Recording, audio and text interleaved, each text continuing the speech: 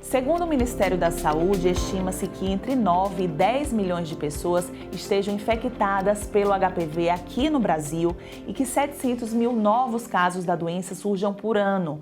Estudos também indicam que 80% da população sexualmente ativa será infectada pelo vírus em algum momento da sua vida. Para falar sobre esse assunto, a gente conversa agora aqui no programa Pauta Saúde com a doutora Fabiana Maia, ela que é ginecologista.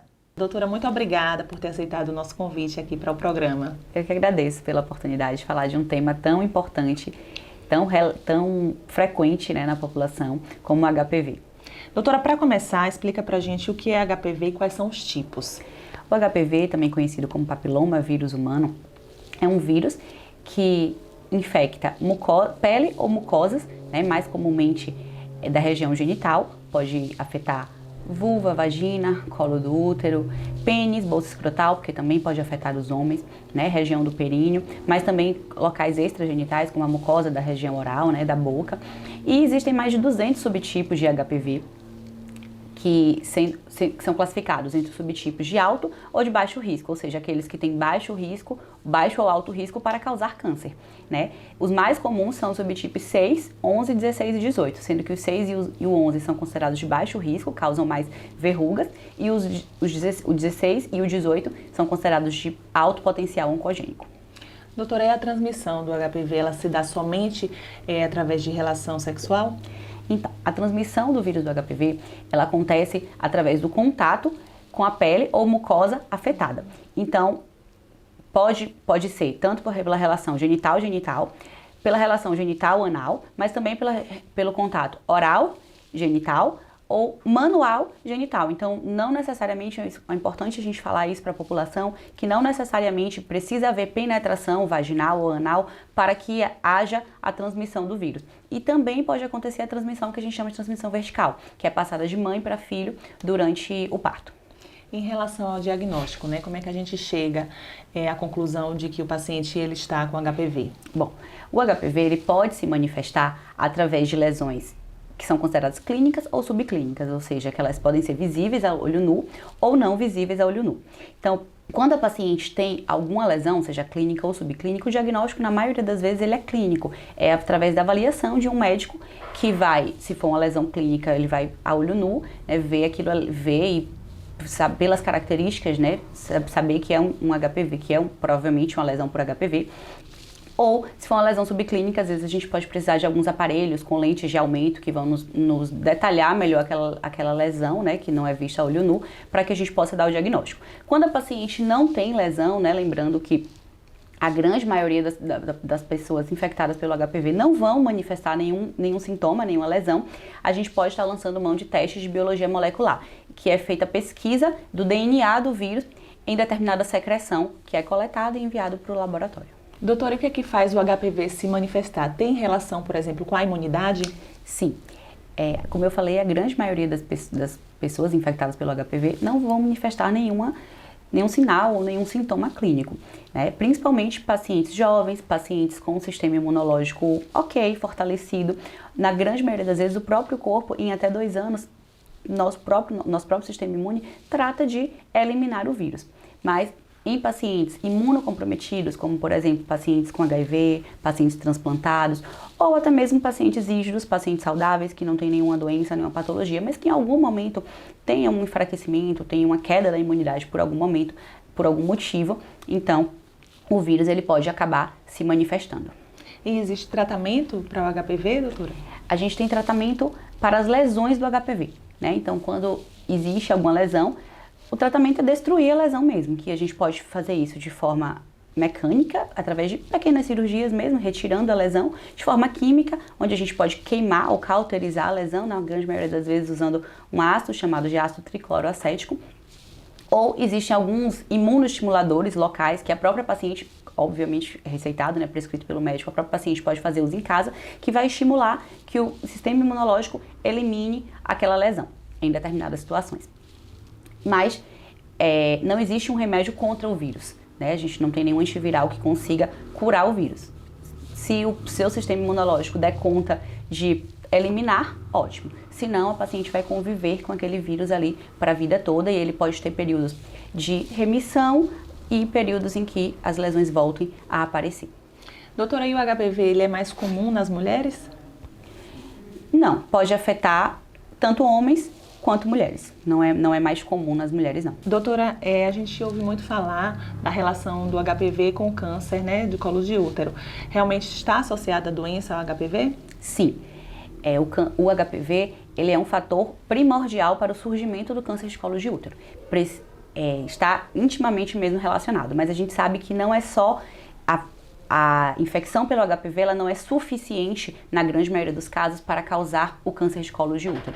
Então, existem outros fatores que também vão influenciar, como o próprio sistema imunológico da mulher, como a gente já falou, a questão do tabagismo, a própria questão hereditária, pacientes usuários de pílulas contraceptivas, por exemplo, também apresentam um risco um pouquinho aumentado de ter câncer de colo de útero, mas na realidade menos de 1% das pacientes com HPV vão evoluir para um câncer de colo de útero. Hoje a gente tem, doutora, a vacina, né, para o HPV.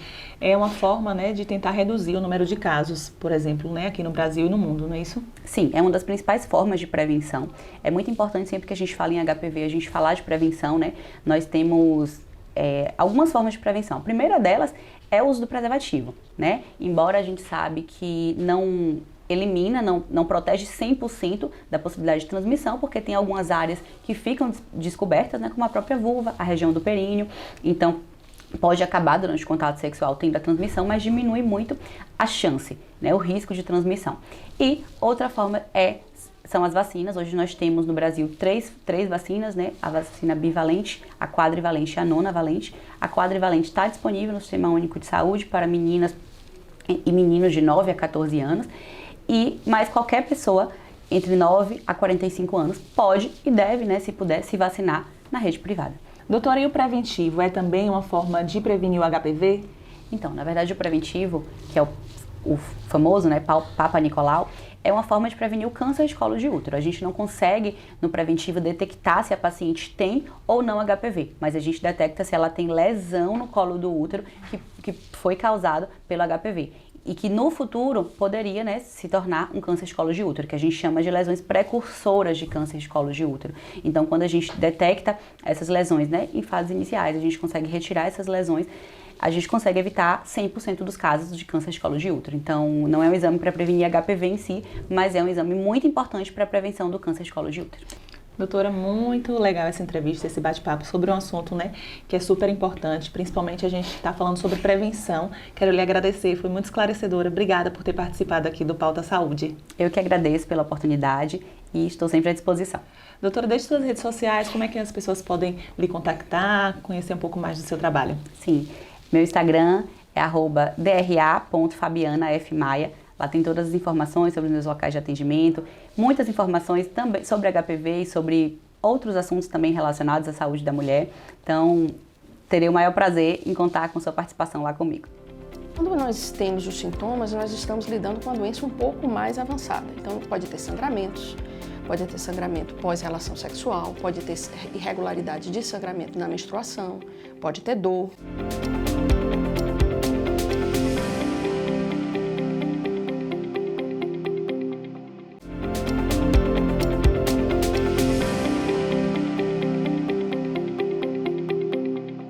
A gente continua falando sobre HPV, mas agora nós vamos ampliar o assunto falando sobre o câncer de colo do útero, que pode ser causado pelo HPV, e a gente conversa com a doutora Lívia Cruz, ela que é médica oncologista e vai tirar todas as dúvidas acerca do tema. Doutora, muito obrigada por ter aceitado o nosso convite e estar aqui no programa Pauta Saúde.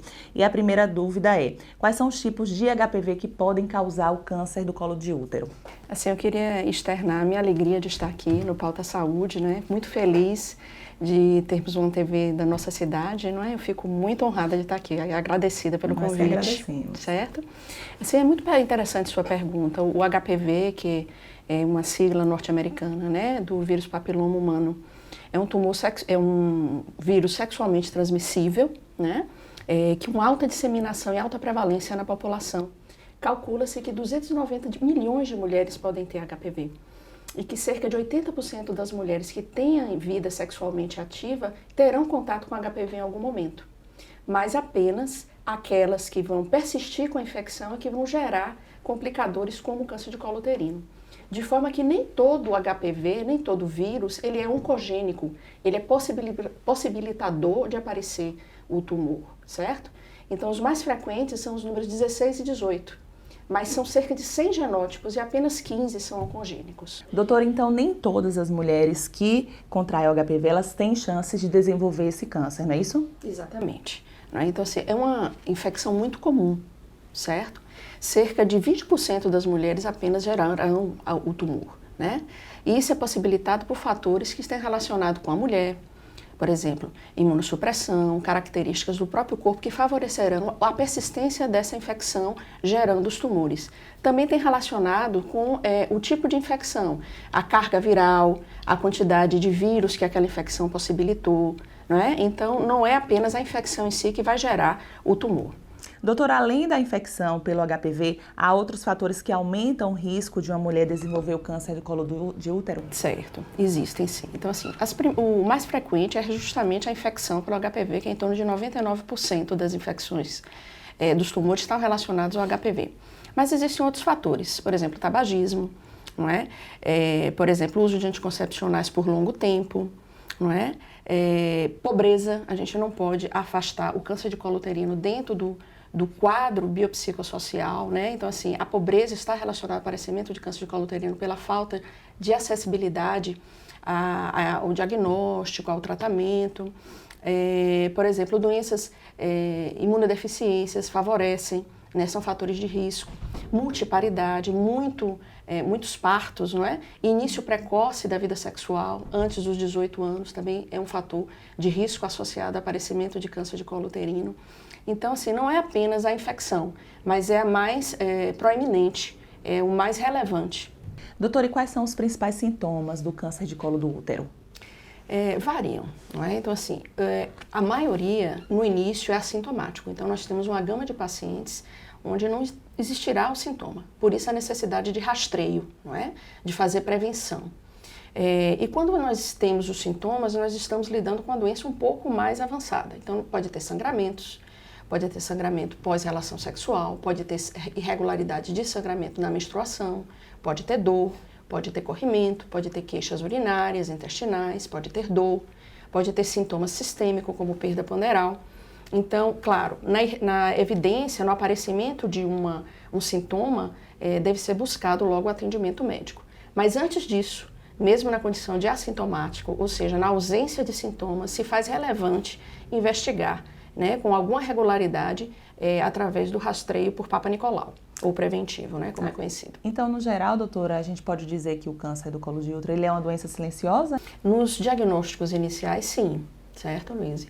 É uma doença que ela é assintomática nos estadios iniciais, não é?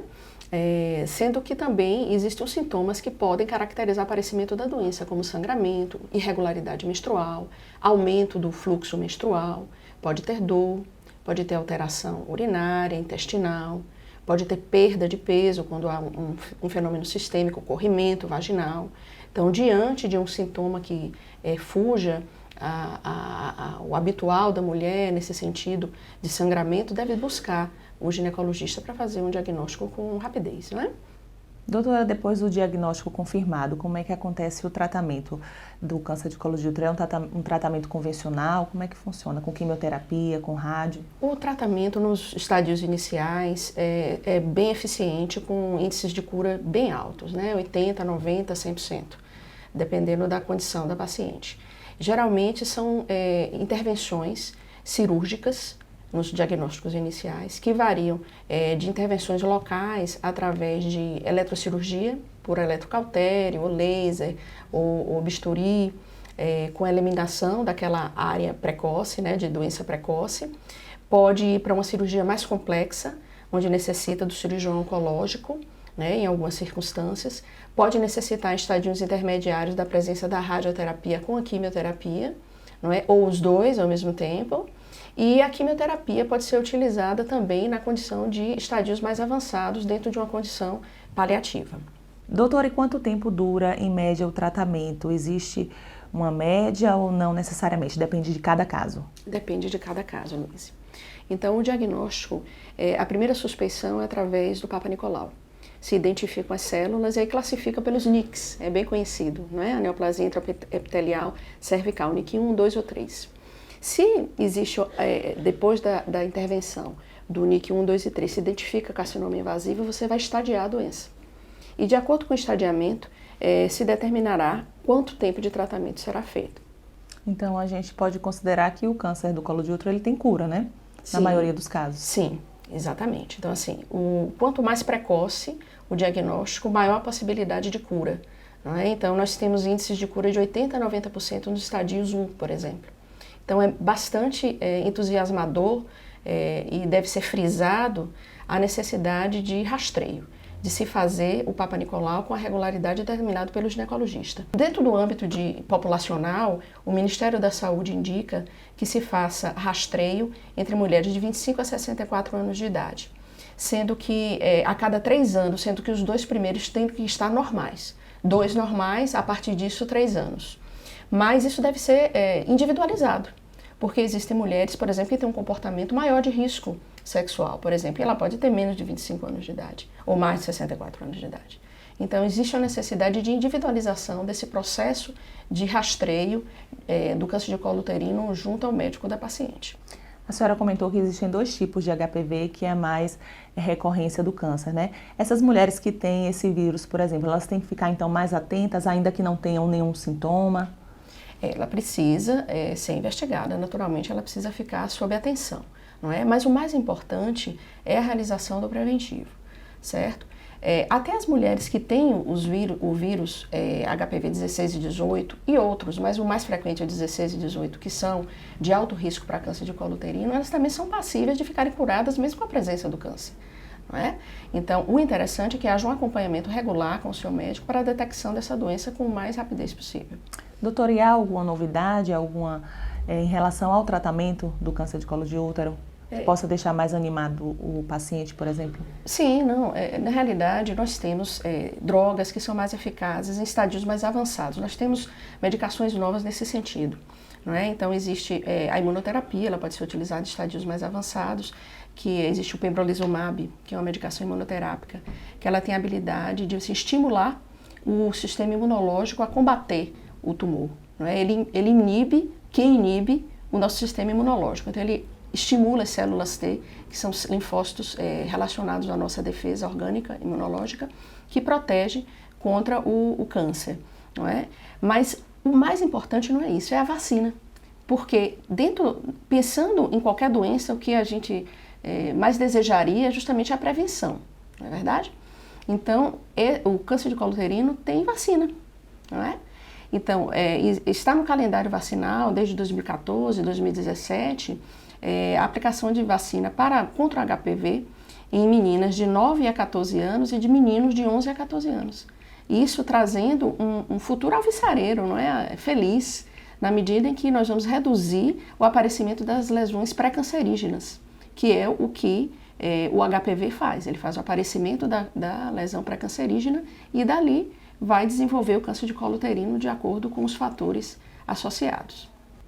Ok, doutora, a senhora tem mais algo a acrescentar para os telespectadores em relação à prevenção, que é o melhor caminho, na verdade, né, doutora? E Sim. também a importância do diagnóstico precoce, no caso... Exatamente. Então, assim, a minha sugestão é que a mulher tenha sempre acesso, não é? Ao seu médico, não é? Através de um diálogo franco, aberto, para que possa se individualizar o seu tratamento. E diante da saúde coletiva, eu diria que assim, sempre trazer um propósito de educação da população, de informação, que é o que Pauta Saúde se propõe, e dessa forma gerando ferramenta para que a população possa de fato buscar recursos para o tratamento precoce, para o diagnóstico precoce e a cura. Doutora, muito obrigada pela sua participação aqui no programa Pauta Saúde. Foi uma entrevista muito esclarecedora e importante para a população em geral. Muito obrigada, Luísa. Foi todo um prazer mesmo.